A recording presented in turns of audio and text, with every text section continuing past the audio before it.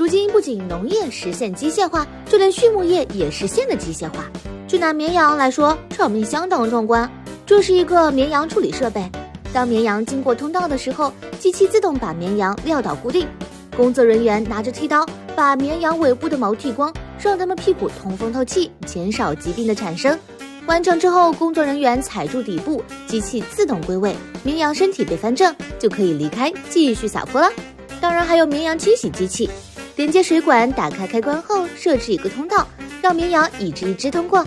不仅给绵羊冲走表面的淤泥，还能给绵羊降降温、解解压。如果绵羊太脏了，那么就要采取进一步措施，直接把绵羊放到装满水的车厢里泡，一只一只过水。没想到绵羊还会游泳啊！绵羊投喂也能做到机械化，挖掘机把干草放进搅拌机里，搅拌机自动进行搅拌，并投喂到绵羊喂食槽里，一个人就能完成对绵羊的管理。当绵羊转进这台机器，整个身体就会被固定住。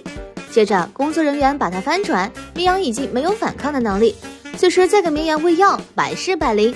不过使用这个机器需要一定的力气，运用各种机器在提高羊生产水平和产品品质上发挥了积极的作用，也为羊产业可持续发展提供了宝贵资源。